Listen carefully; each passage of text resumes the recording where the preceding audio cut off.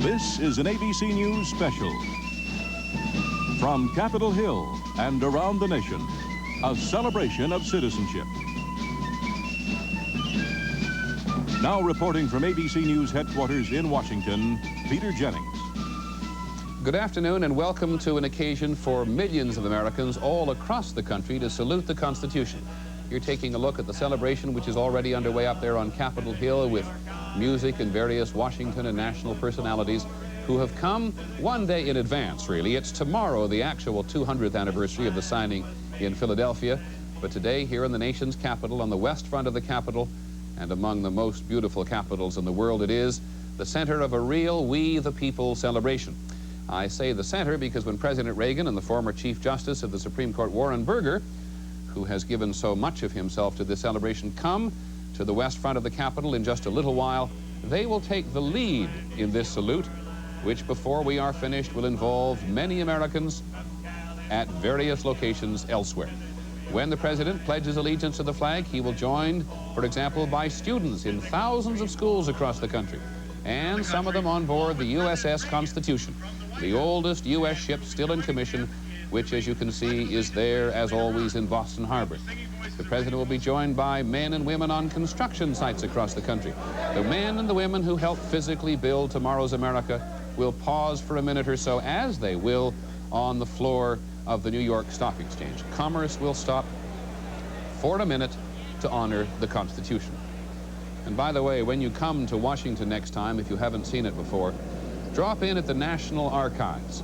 Today, as every day, people are there for a look at the actual documents, the Constitution and the Bill of Rights. You can see them there. It really is an opportunity to be transported back into history.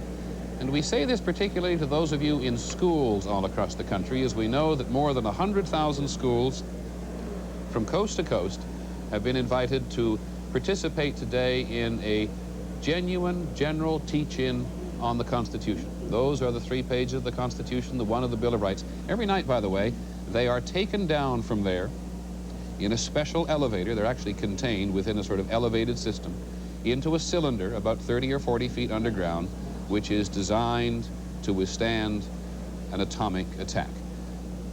God forbid it should happen, but it is a great reflection of how important the Constitution is regarded in this society.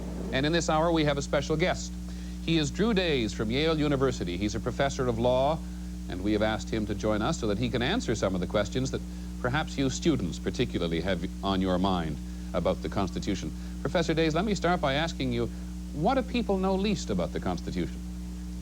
Surprisingly, Peter, I think people know very little about the Bill of Rights. There have been polls annually that ask people to identify things that they would not like included in the Constitution.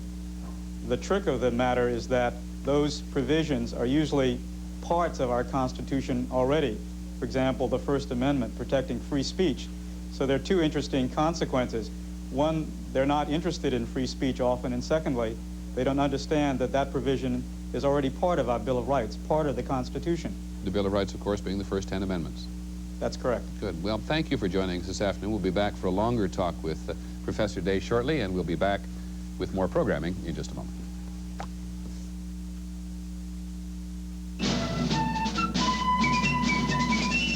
From Capitol Hill and around the nation, a celebration of citizenship. This portion is being brought to you by Citicorp, because Americans want to succeed, not just survive. And by Oreo Cookies by Nabisco.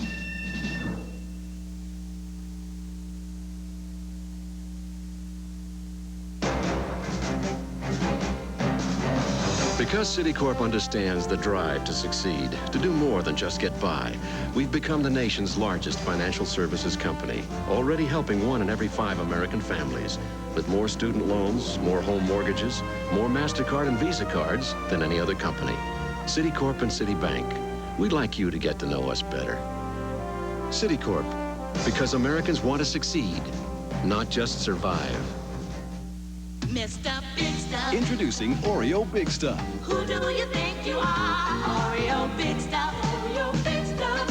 Who do you think you are? New Oreo Big Stuff. More chocolate, more cream. You're big and satisfying, taking you with me all the time. Oreo Big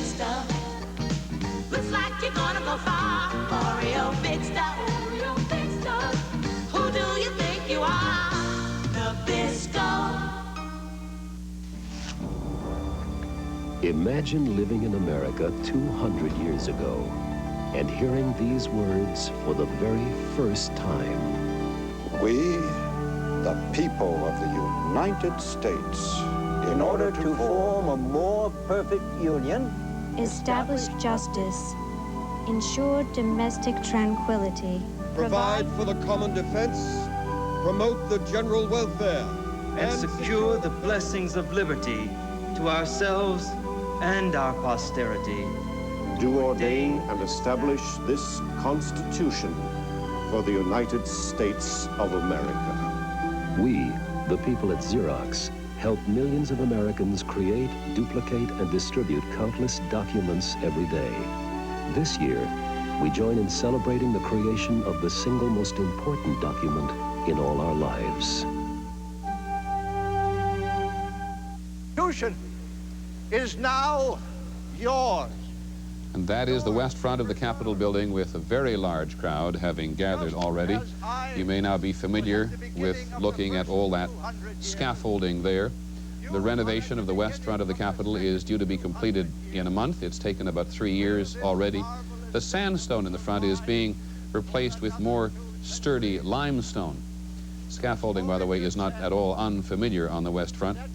When Abraham Lincoln, President Lincoln, took the oath of office in 1861, they were building the Great Dome at the time, and so there was scaffolding there at the time of his inauguration. It is the place, as we will discover in the fullest way this afternoon, as Alexander Hamilton said, where the people really govern. Well, we refer to this as a teach-in. This is certainly a national celebration today and tomorrow all across the country, and we asked Richard Threlkeld, our senior correspondent, to take a look at what's been going on in various parts of the country. Here's his report.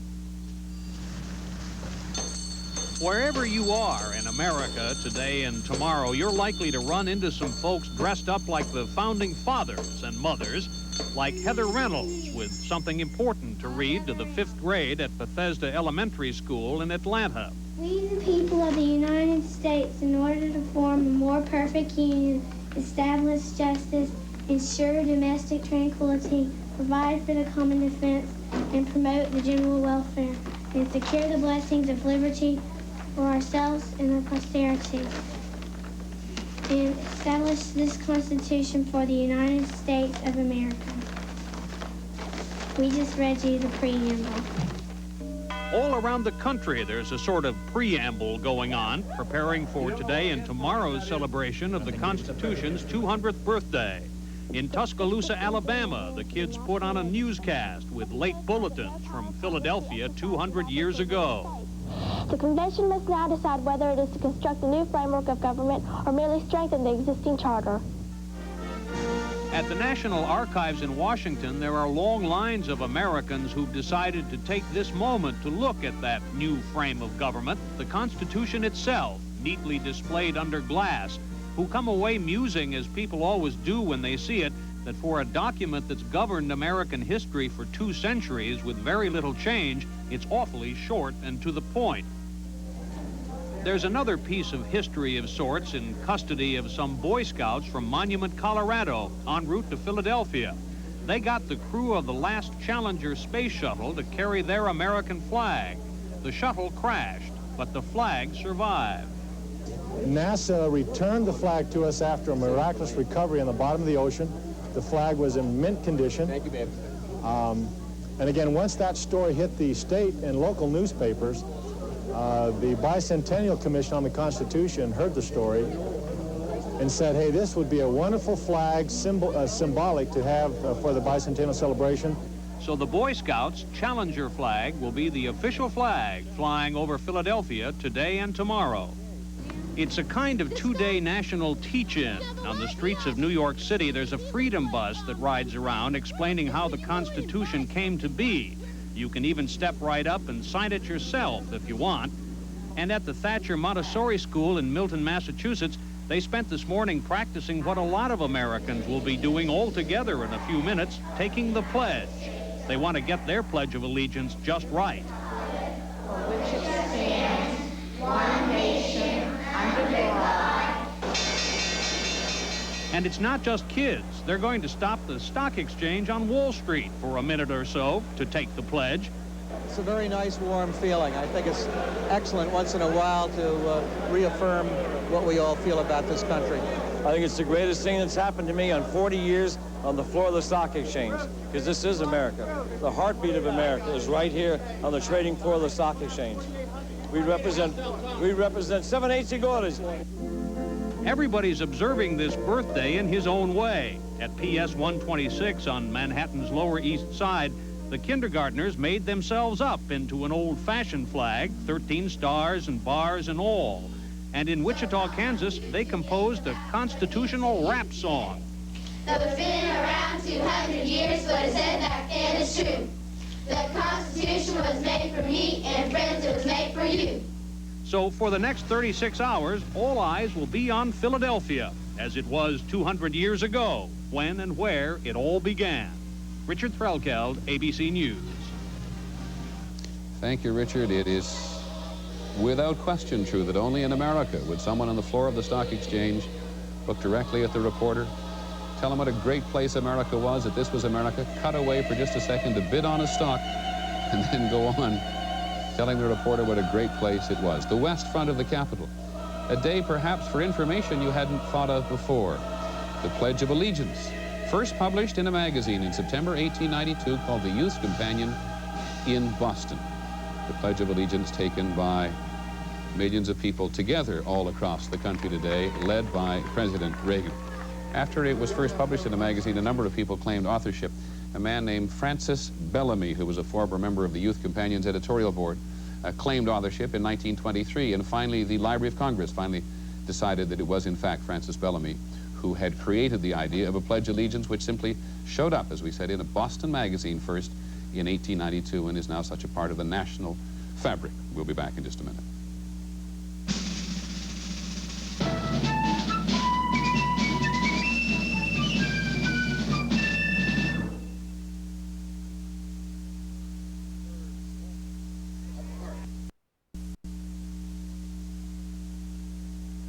Introducing Quackers, little ducks with a lot of flavor. So now, all the cheddar cheese flavor of a cheddar cheese puff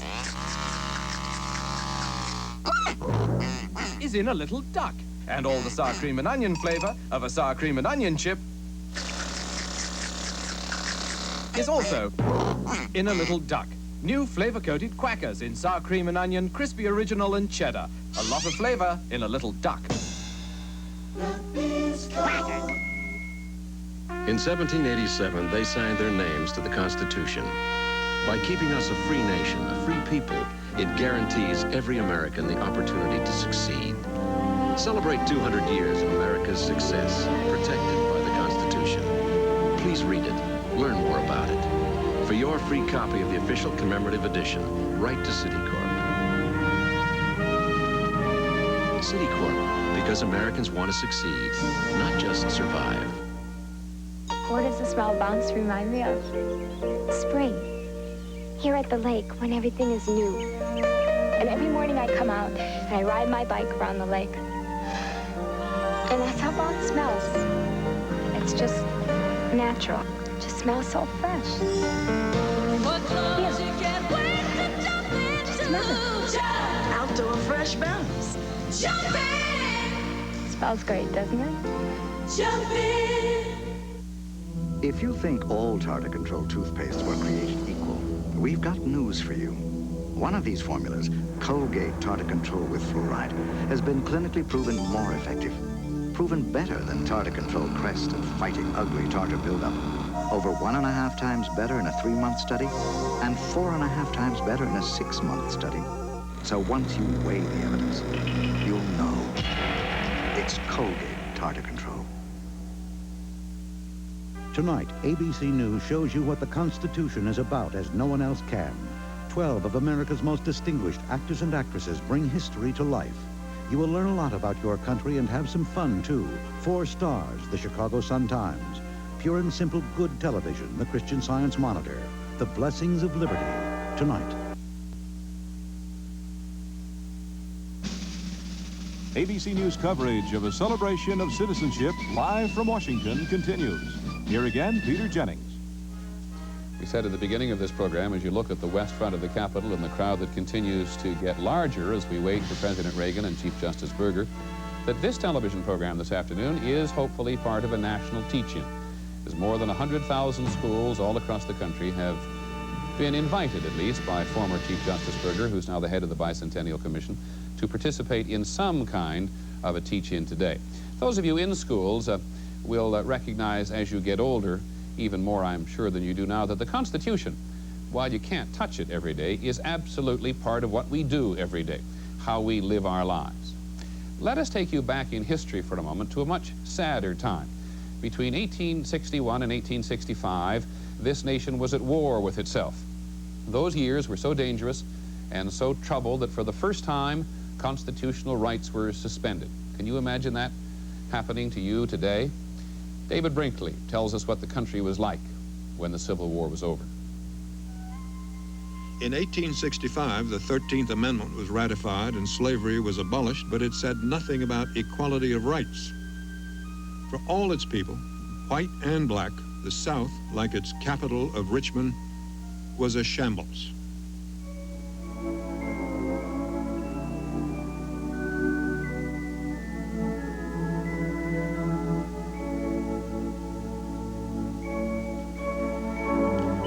In the North after the war, life went on pretty much as usual. This Christmas carol was written for a children's pageant at a Philadelphia church. In New York City, Macy's stayed open until midnight on Christmas Eve and made record sales of $6,000 in one day. In the North after the war, there was great prosperity. Entrepreneurs flourished.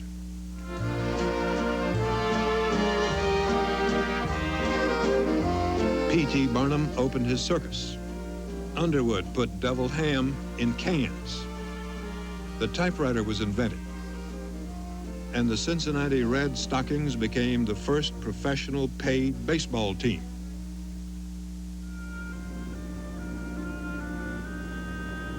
The South, its resources ravaged by war, struggled along.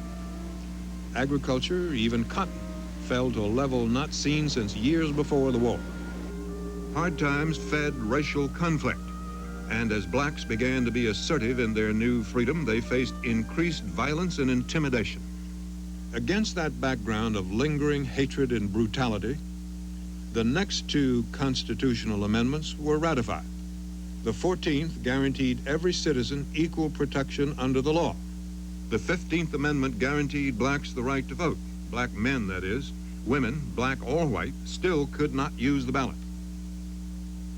Through this amendment process, our Constitution was evolving, reaching more and more people with the blessings of liberty.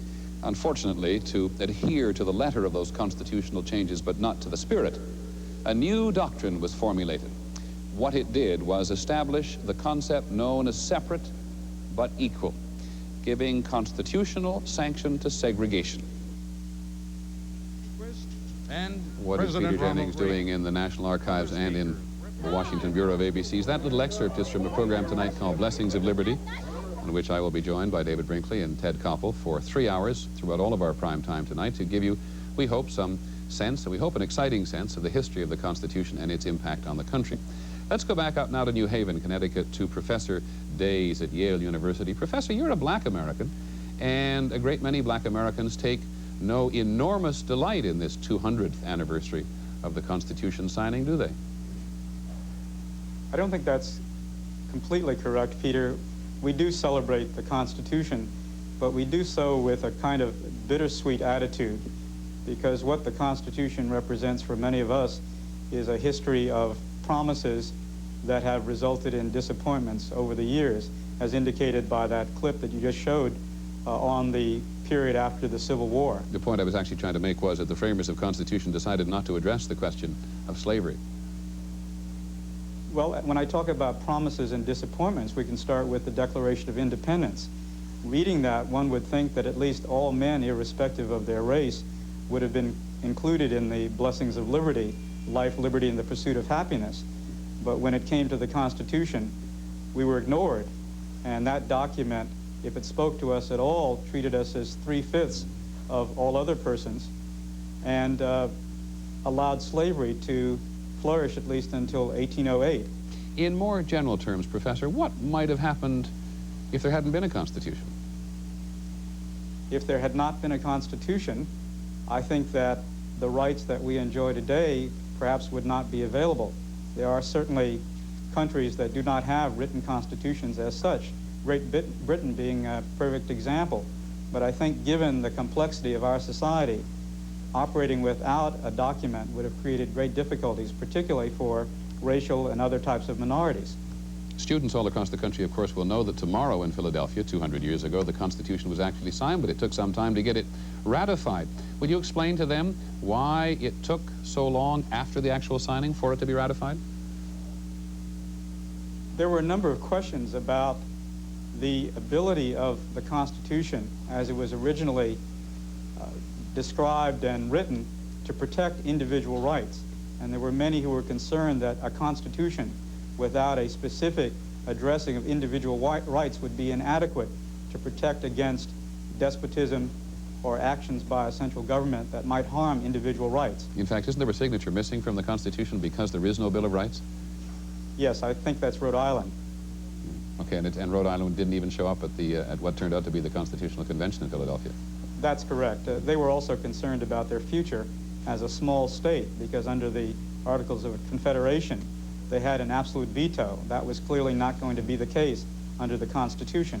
My sense, Professor, is that if you're talking to kids all across the country, and there are 57 million school children, and you want to get their imagination going about the Constitution, you should probably tell them to read their daily newspaper and watch their evening news or their newscasts in some form or another, because they see the Constitution at work. Do you agree with that? I do agree with that, but I think there's a perhaps more direct way in which they can be involved. A number of constitutional doctrines have developed within the schoolhouse itself. Doctrines having to do with the freedom of pupils to speak and teachers to speak, the right to express their views without running into problems with school authorities, their right within the criminal process to due process of law and so forth. So I think without getting into very broad and complex issues, if they look at their own environment and talk about their rights there, they can get some sense of the Constitution at work. As the Supreme Court said, in effect, one does not give up his or her constitutional rights the minute one walks into a schoolhouse. There are rights that are retained within the schoolhouse itself. And I think talking about that environment might be very productive. Excellent advice, Professor Days, and thank you very much for joining us from Yale University this afternoon. The former Chief Justice Warren Burger, in fact, makes the point that while there is this major celebration today and tomorrow here and in Philadelphia, that the celebration really goes on throughout the anniversary of the ratification process. And schools all across the country, you are being you're being encouraged, as Professor Days and the former Chief Justice point out, to act out some aspects of the Constitution in your school. You've got 4 more years, right up until 1991, to really play out this whole period of the signing and the ratification of the Constitution. We'll be right back after some messages and a word from your local station. ABC News coverage of a celebration of citizenship live from Washington continues. Here again, Peter Jennings. Article 6, paragraph. You can see the dream of success in the eyes of people all across America.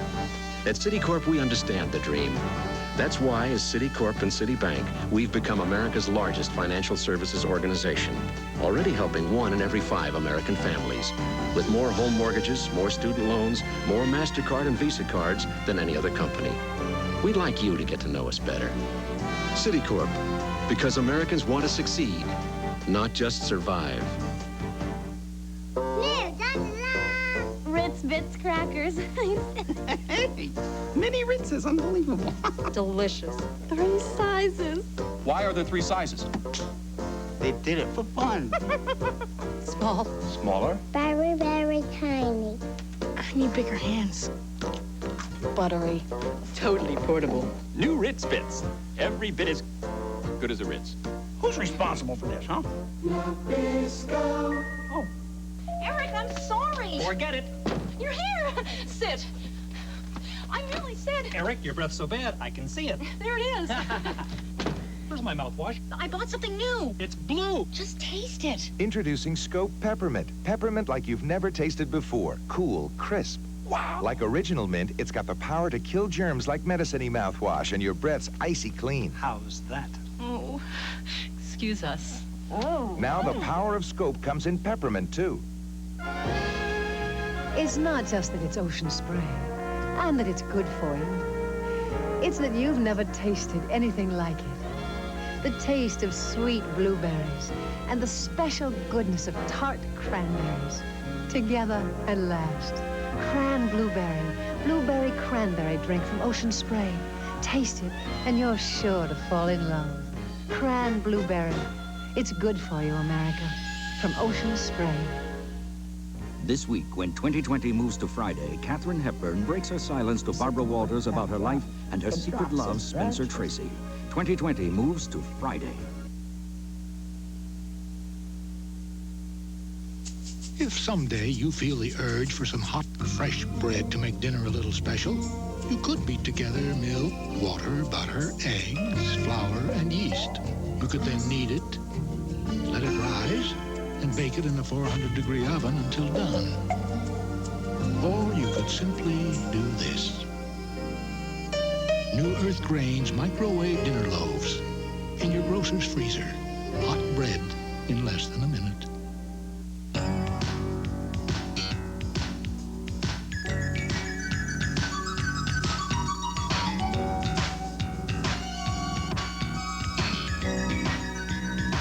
Buffalo Fine Jewelry cuts out the middleman by dealing directly with the diamond cutter. But we've purchased too many diamonds, so Buffalo Fine Jewelry is having a clearance sale.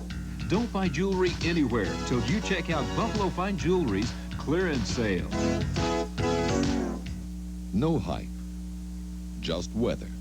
Woods, Meyer, and Wright, the weather guys, on News 8. Watch Jeopardy! Today at 4:30 on KTUL Channel 8. Age of a celebration of citizenship live from Washington continues. Here again, Peter Jennings. Well, there it is, the west front of the Capitol, with, as we said, an increasing number of people gathering to await President Reagan and the former Chief Justice Warren Burger.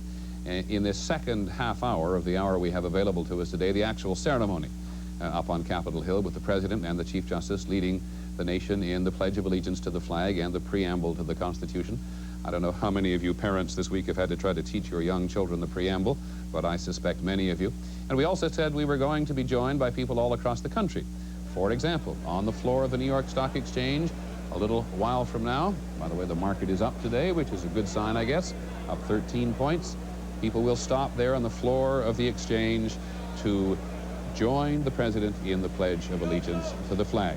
And on a number of construction sites all across the country. That one happens to be in New York City, on the east side of Manhattan. They will stop to pledge allegiance to the flag, that Pledge of Allegiance, which I told you some time ago first emerged in 1892. And up in Boston, there'll be a lot of students on board the USS Constitution, the oldest serving ship in the United States Navy, an incredibly exciting tourist site for young people. And there they are, up in the rigging and on the ground in Boston Harbor today. And then in one of the most moving locations of this Capitol, the National Archives, where there is not only the Constitution and the Bill of Rights, but about 3 billion documents, about 3 million cartographic items, millions of feet of film and videotape. It is an extraordinary experience for all of the family, and those people particularly today looking at the Constitution and at the Bill of Rights. There on the Capitol, we the people, the first 3 words from the preamble to the Constitution as President Reagan, who has made his way from the White House down to the other end of Pennsylvania, as we all know, to join in this day before celebration of the 200th anniversary of the Constitution. In the last quarter of the 18th century, as Chief Justice Burger likes to remind us, there was no country in the world that governed with separated and divided powers, and the first step towards that was taken with the Declaration of Independence, and then with the Constitution, and then the Bill of Rights, the work of those 55 men at Philadelphia being celebrated on the Capitol today. Those of you who know them well, and virtually the country does, That was the voice of Ted Koppel up on Capitol Hill, our colleague who is one of the two masters of ceremonies for this particular half hour, the other being Floretta McKenzie, the superintendent of public schools in Washington. And there is former Chief Justice Berger and soon to be the former Secretary of the Transportation Elizabeth Dole, who you may know resigned from her position in President Reagan's cabinet the other day to go and work for her husband, Senator Robert Dole, who would like to be president of these United States. And on Capitol Hill today, Ann Compton, ABC's congressional correspondent. Ann, what's the mood like up there? I assume exciting. Peter, you may have a better view, an unobstructed view, and a more comfortable seat, and you aren't out in this wilting heat, but you cannot touch the enthusiasm down here, especially among the school children when the helicopter accompanying President Reagan arrived. They have been wilting out here in the heat for about 3 hours. But many of these students have been telling us they have been not only studying the Constitution for many weeks, but they've been thinking about exactly what you were talking about a while ago, what this country would be without the Constitution. And of course, there are visitors from across the country, including a secretary from Tillamook, Oregon, who says, compared to her last visit here, she finds a spirit much different in Washington. She says that she thinks just in time for the constitutional anniversary that patriotism is back. It is, although most of the folks who have gathered here can't see anything of the podium up front. Okay, Ann, thank you very much. Let's take another look at that west front of the Capitol if we can, because that renovation, if you weren't with us in the first half hour, has been going on by now for about 3 years. It's a pity in a way, we suppose, but it's not going to be finished for another month. The original Capitol, and that is not, of course, at all what it looked like. It was quite small at the beginning, and then it was joined together, and then subsequently the dome was put on top. It was built with sandstone. Ruffles and flourishes for the President of the United States.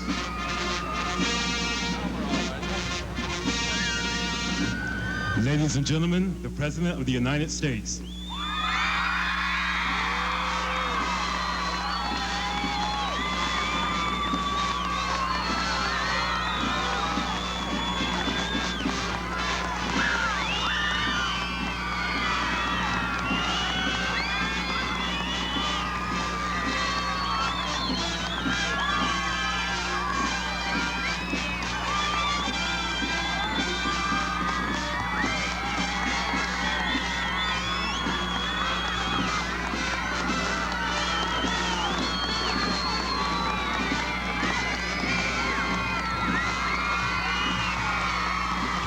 Very interesting contrast here in Washington as the President comes to podium. Up on Capitol Hill today, the Senate Judiciary Committee is examining his latest nominee to the Supreme Court, playing out what is required in Article 2 of the Constitution. There's Ted Koppel on the right, President saying hello to Jim Baker, Secretary of the Treasury. He's been joined with a number of his cabinet ministers, and here's Floretta McKenzie, who is the first woman ever to serve as Deputy Commissioner at the Department of Education. People.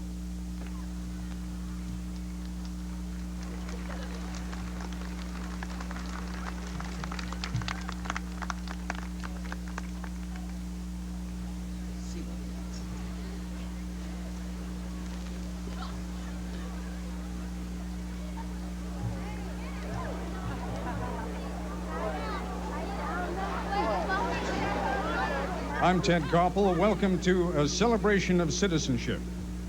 Over the last 10 years, Americans have been doing a lot of celebrating. We've had national parties for the Declaration of Independence and the Statue of Liberty, as well as for the Olympic Games. But today, here in Washington, there are no tall ships on the Potomac, no massive displays of flags, no spectacular fireworks, and for a good reason. The men and women and boys and girls gathered here and in homes, factories, offices, and classrooms across the nation have assembled not merely to celebrate the Constitution.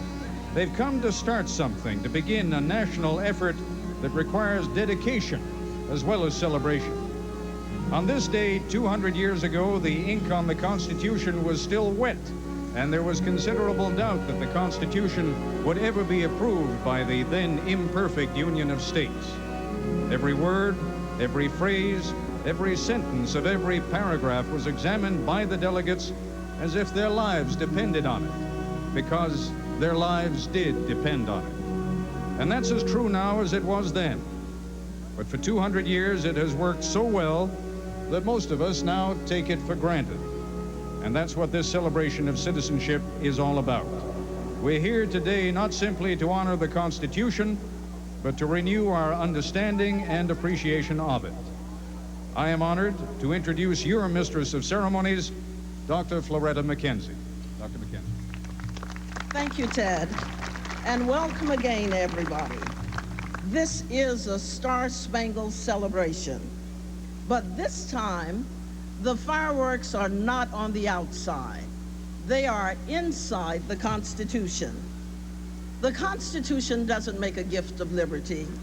It assumes that we, the people, were meant to be free and are determined to remain free, and that we accept the responsibilities that freedom demands. Miss Allison Porter and the United States Army Band.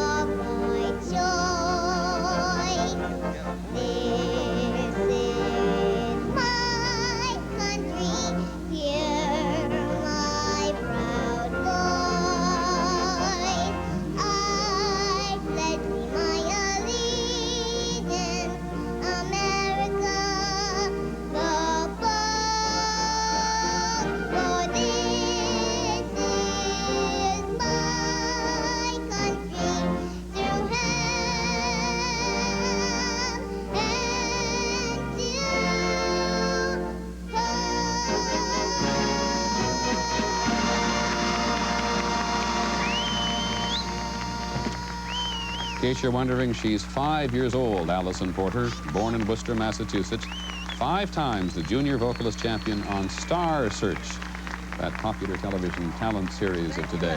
President likes her. In 1776, the Declaration of Independence spelled out how we, the people, insisted on liberty.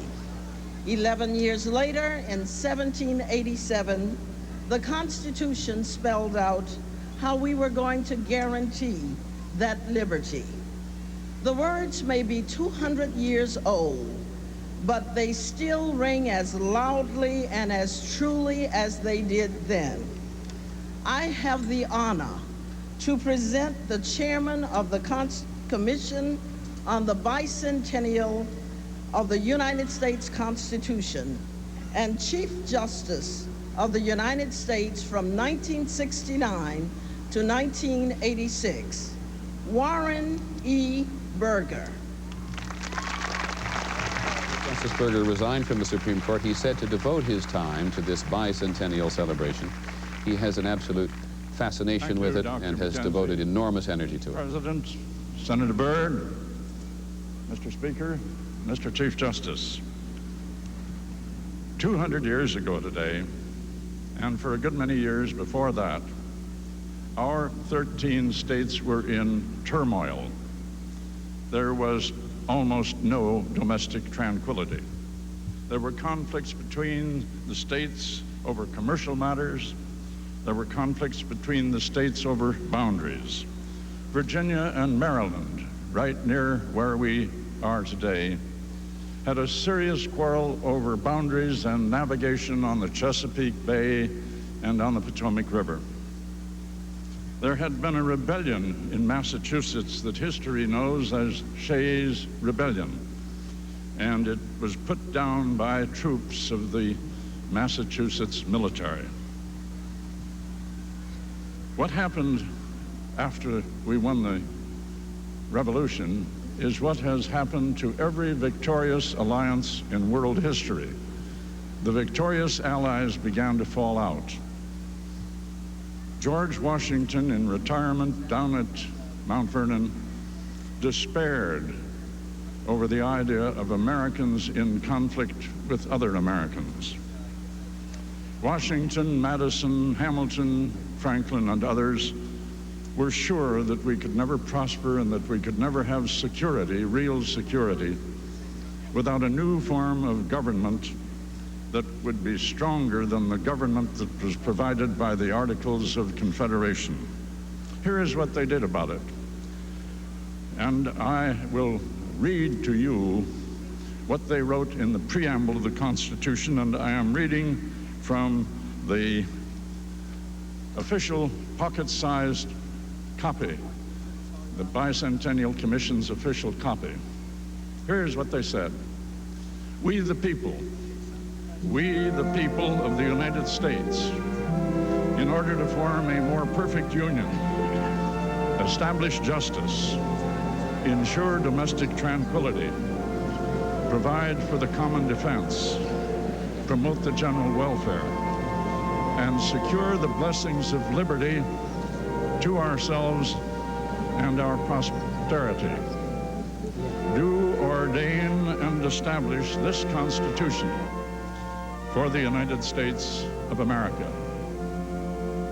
This, fellow Americans, is what we celebrate today. The former Chief Justice Warren Burger, who, as we said, has devoted his time and his energy to, in large measure, inspiring the extent to which this has been such a vigorous and national celebration. As we wait for the President, we'll be back in just a moment.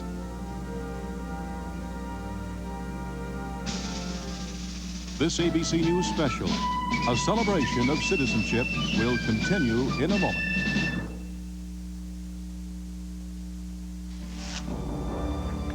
Imagine living in America 200 years ago and hearing these words for the very first time. We, the people of the United States, in order to form a more perfect union, establish justice, ensure domestic tranquility, provide for the common defense, promote the general welfare, and secure the blessings of liberty to ourselves and our posterity. Do ordain and establish this Constitution for the United States of America. We, the people at Xerox, help millions of Americans create, duplicate, and distribute countless documents every day. This year, we join in celebrating the creation of the single most important document in all our lives. In 1787, they signed their names to the Constitution. By keeping us a free nation, a free people, it guarantees every American the opportunity to succeed. Celebrate 200 years of America's success, protected by the Constitution. Please read it, learn more about it. For your free copy of the official commemorative edition, write to Citicorp.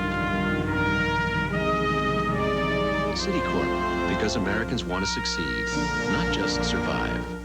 Who's that kid with the Oreo cookie dunking all the luscious chocolate, eating up the creamy middle? It's hard to hide the kid inside when you crunch in Oreo.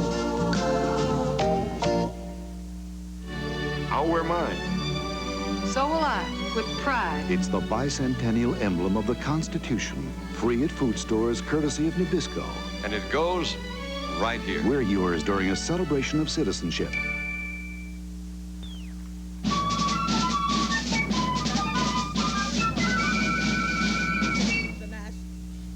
The celebration on Capitol Hill continues. Let's go right back there. Celebrates the defense of freedom. The Constitution guarantees that freedom. The guarantees is equal justice under the law. We, the people, defined what laws were needed and who would make them in Article 1 of the Constitution. All legislative powers herein granted shall be vested in a Congress of the United States, which shall consist of a Senate and a House of Representatives. Ladies and gentlemen, boys and girls, I present from West Virginia the Majority Leader of the United States Senate, Senator Robert C. Byrd. Born in North Carolina, former meat cutter, a former welder, ran for politics first in 1946. Mr. President, my fellow Americans, there is a tendency to think that the Constitution is really just something we read about in our history books. But the Constitution is not a hollowed out, dry piece of history. It is for the here and now, for Americans in 1987, for you, the outstanding students here and throughout America in the schoolrooms. It allows us to argue, to be different, to tell people what we think, to vote, ultimately to carry forward the American dream. At the time the Constitution was written, the idea of a strong central government was not popular. The states did not want to give up their powers. Many people wanted to protect their individual rights. The arguments in Philadelphia went on for months. Finally, there was a compromise. Power would be divided and shared. The President, the Congress, and the judiciary would be separate but equal to check and balance each other. At a time when every country seemed to have a king, this was very different. We take it for granted that the President and the Congress share the power. But even today, we must check and balance each other. From our experience, we know that when one branch of the government gets too much power, usually America gets hurt as a result. Even the Congress is divided. Every state has 2 senators, but big states have more members in the House of Representatives than do the states with smaller population. It is a compromise that works, and this is what we do in the Congress. We compromise. We look for positive solutions that work for all Americans. Above all, the Constitution is a document of political expansion and liberty, an umbrella of rights protecting all Americans. It is a document not just for the privileged, but also for the little guy as well. The Constitution is very much alive today. It lives for you and for me, and if we keep it safe, for generations to come.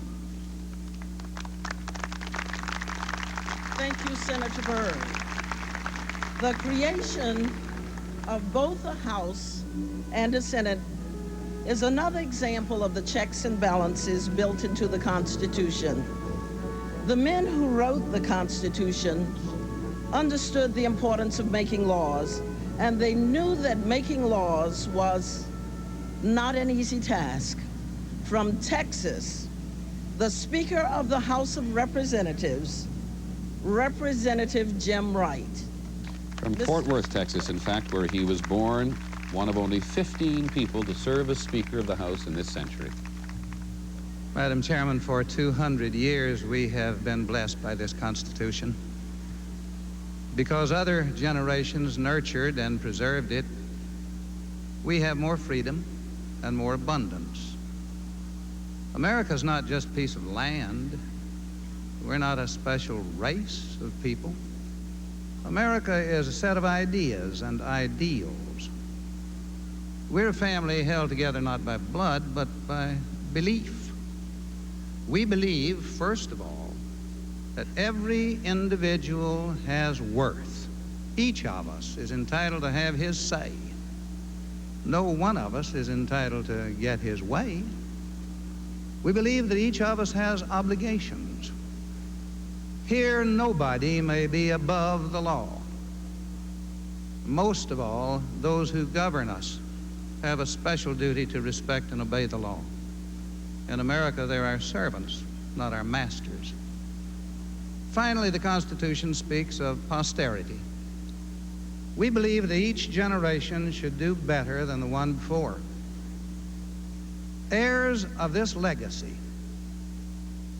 let us resolve that we shall expand the reach of liberty and justice in our time to embrace those Americans even now denied the reality of its promise.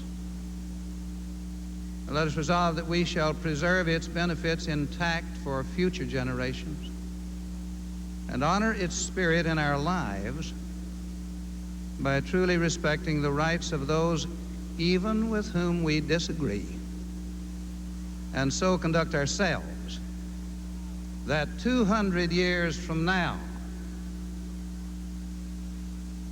the protections of the Constitution may still endure to bless the generations yet to come. The Speaker of the House, Jim Wright, from Texas. And as we take a look at the west side of the Capitol and at the USS Constitution in Boston, a reminder that most people probably don't realize that 2/3 of the world's constitutions have been adopted since 1970. This one is 200 years old. We'll be back in just a moment.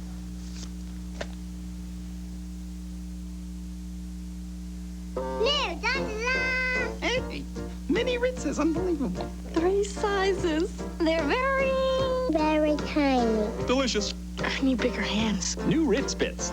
Every bit as good as a Ritz. I'll wear mine. So will I, with pride. It's the bicentennial emblem of the Constitution. Free at food stores, courtesy of Nabisco. And it goes right here. We're yours during a celebration of citizenship. Soon kids will discover a toothpaste with a flavor so unusual. Berry, berry, berry, banana, banana, So irresistible. Berrylicious. So different.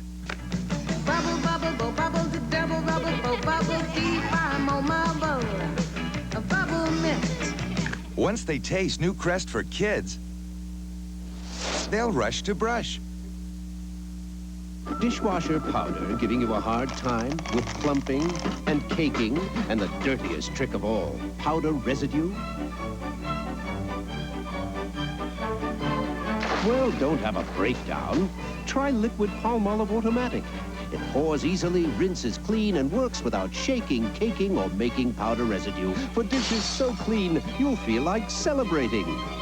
Get Palmolive Automatic in New Lemon, too, and break away from powders. To write the words and make the plans that bring the future inside. From original to copy, electronic to print, what you see is what we do. Xerox, the leader in document processing.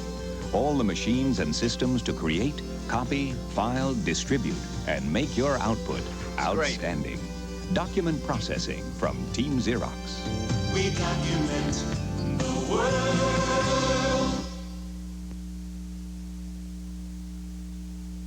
They wrote, the judicial power of the United States shall be vested in one Supreme Court.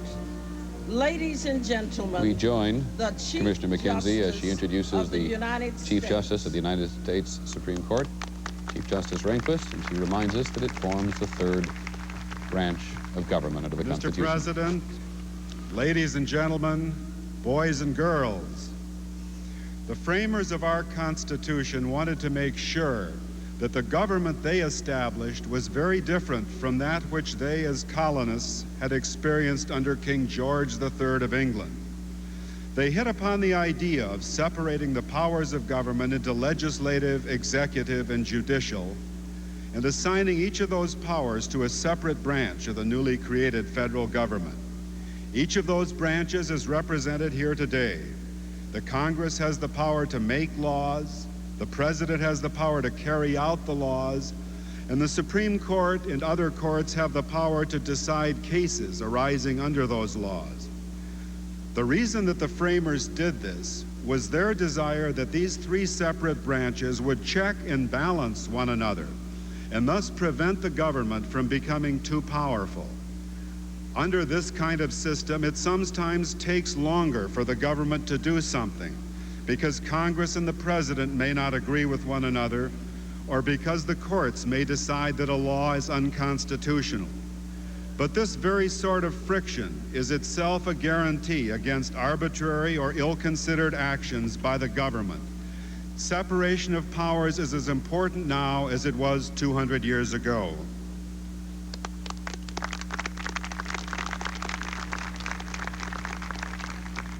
Thank you, Chief Justice Rehnquist. The Constitution, as originally written, was, as Benjamin Franklin said, not a perfect document, but through the amendment process, it is subject to improvement. Every new generation inherits the Constitution as a part of their heritage. I believe it's in good hands.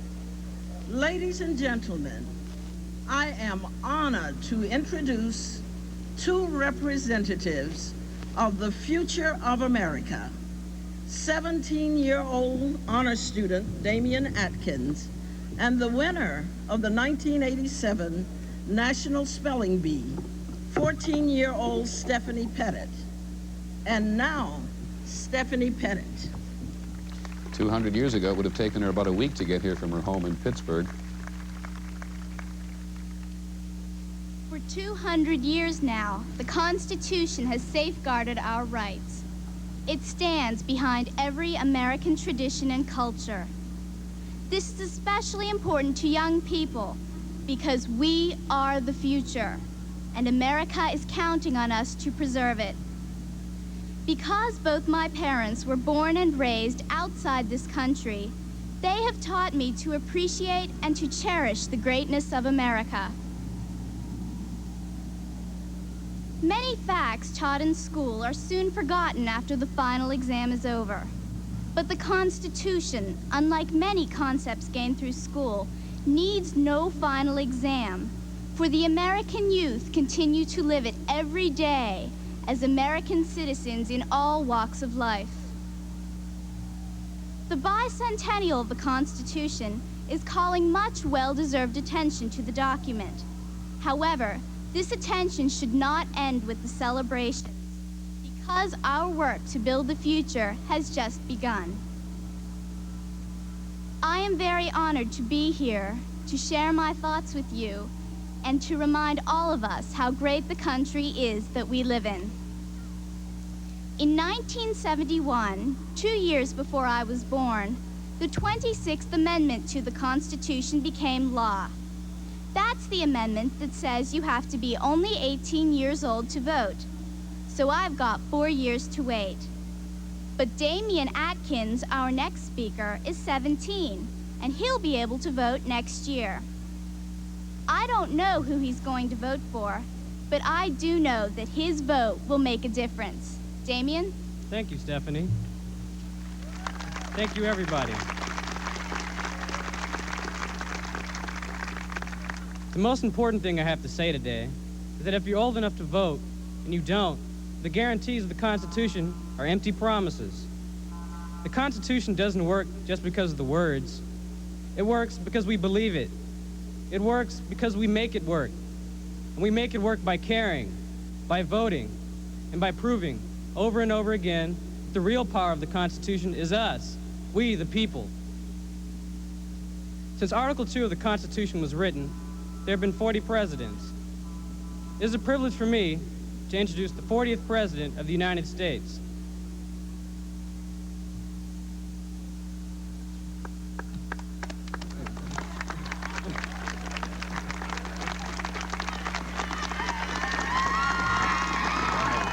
I didn't realize you had introduced me. Thank you.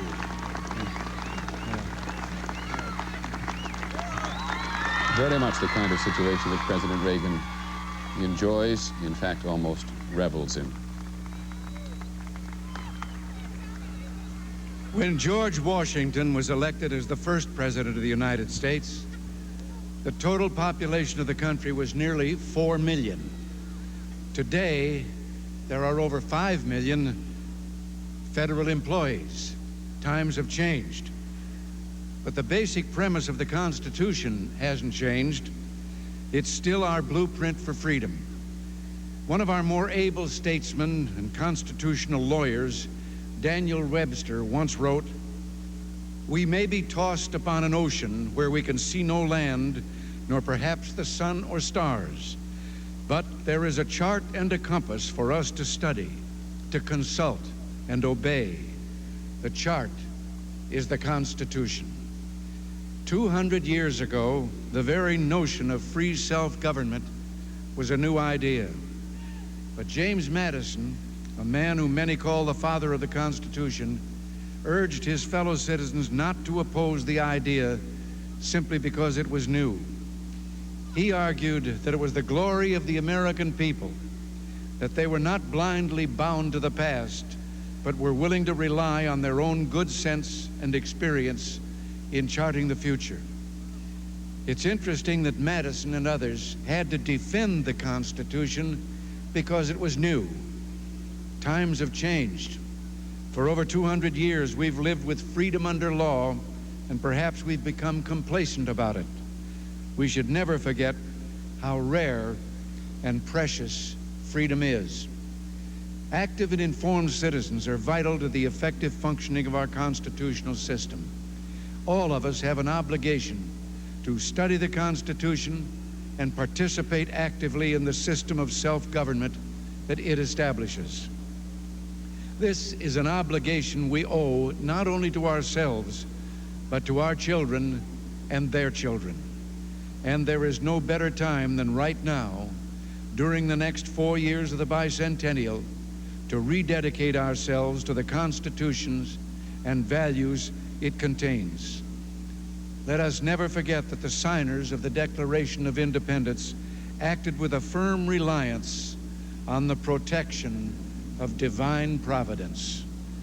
100 years ago, on the occasion of the centennial of the Constitution, another president, Grover Cleveland, accepted the privilege that I have been given here today to honor the Constitution, and his words are as true now as they were then. He said, "When we look down upon 100 years and see the origin of our Constitution, when we contemplate all its trials and triumphs, when we realize how completely the principles upon which it is based have met every national need and national peril, how devoutly should we say with Franklin, 'God governs in the affairs of men.'" And now, Stephanie, Damien, Brian, Thais, would you join me and everybody here and everybody watching and listening throughout the land as we recite the words that we all know by heart, the Pledge of Allegiance.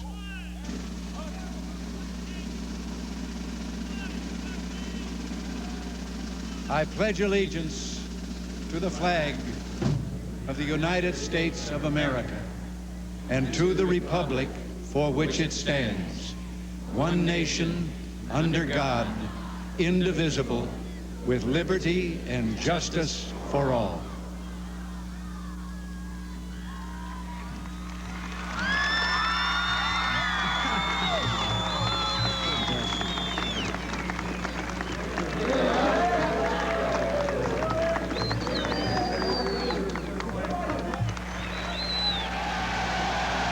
And at the Stock Exchange in New York City. As I said earlier, the ceremony here today wasn't meant to... And on Capitol Hill again, Ted Koppel. A national reaffirmation of the Constitution that will go on for the next 4 years. It's a far-reaching plan, what former Chief Justice Berger calls a national history and civics lesson for all of us. But what it really is, I think, is an invitation to all of us to get involved. As young Damian Atkins said earlier, the Constitution doesn't work because of the words. It works because we have made it work. Over and over today, in one way or another, we've been asked to get involved. But how can we begin? What can we do right now? You would think there would be an easy answer to those questions. There isn't. Each of us must find an answer. Of course we should read the Constitution. Of course, we should vote in every election. But what else? We, the people, must ask ourselves, how can we improve our homes, our work, our schools, our communities, and our neighborhoods, and then do something about it? In short, get involved, volunteer. The people who wrote the Constitution did, and look what they accomplished. Ladies and gentlemen, please welcome Mr. Wayne Newton and join him and the 300-voice choir from 13 Washington area choral groups in singing God Bless America.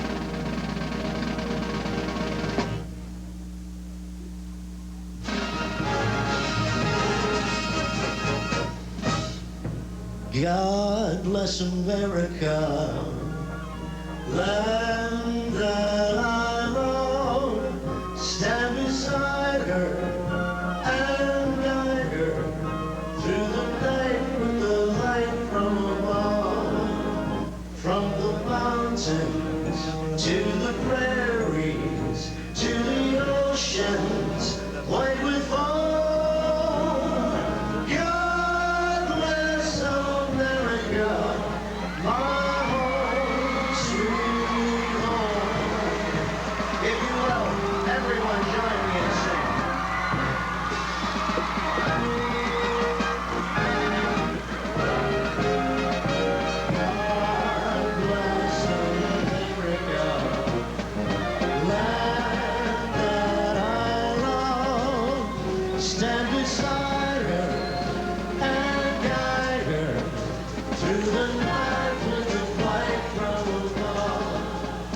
As 50,000 red, white, and blue balloons make their way into the skies over Capitol Hill, a reminder to those of you across the country that you have once again had an opportunity to participate in something pretty historic. For those of you particularly in schools all across the country, as you go home today, as you come to school tomorrow, look around you. Think and talk to one another. Bet at all sorts of places you can find the Constitution at work. One brief program reminder, ABC News will present a 3-hour program on the United States Constitution, The Blessings of Liberty, beginning at 8 o'clock Eastern Time tonight. Until then, I'm Peter Jennings. That's the nation's capital. That's the President. Good afternoon.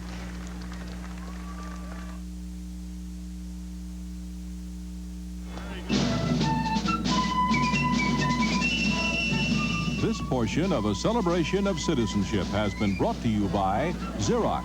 Whether on paper or on computer screen, what you see is what we do. This has been a presentation of ABC News.